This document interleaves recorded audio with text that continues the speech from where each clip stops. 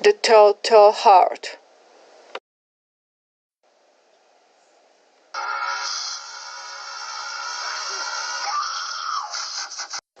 Obsessed with the side eyes, which he calls the vulture eyes, of an old man with whom he lives.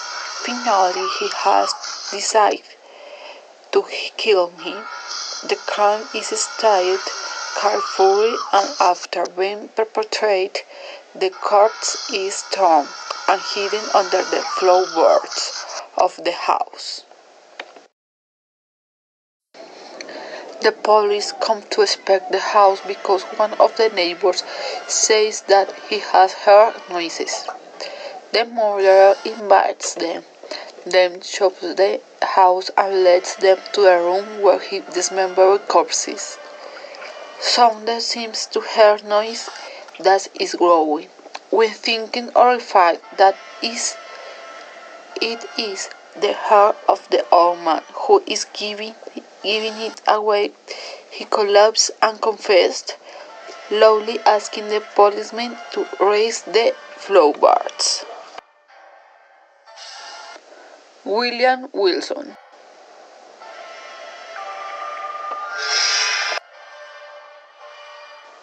William Wilson, a man with a wasteful past, although he does not feel quality, because he understands that no other man has been similarly tempted before. At the school he meets another boy with his same name, similar to him, and born on the same day, on January 19. Compete with this boy, but he always exceeds.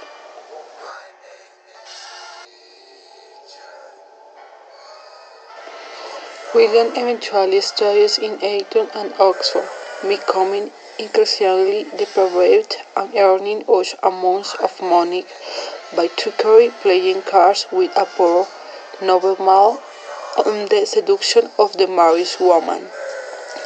In this stage, his jowl appears again, with his face always covered, whispering a few words that alert others about William's behavior.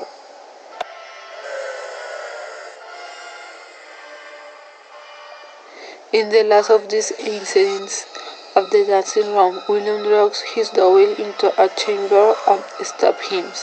After the action of William, an enormous mirror appears in which he sees the face of the deceased, at which point the narrator feels that he is pronouncing the words, "In me excites and in me doth."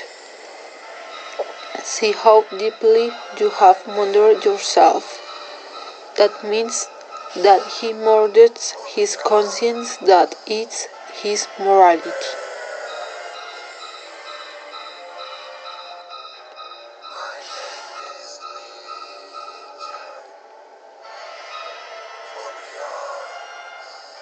A mysterious plague attacks the city of Prosper, prince of a fictional nation, which was placed to give all kinds pleasures which a king can enjoy, good dates, arts, dance, and parties. The plague was attacked his entire region. He decides to lock himself in his castle along with several hundred noblemen from his court, trying to escape from the Red Death. One night the king decides to make the best costume party ever made.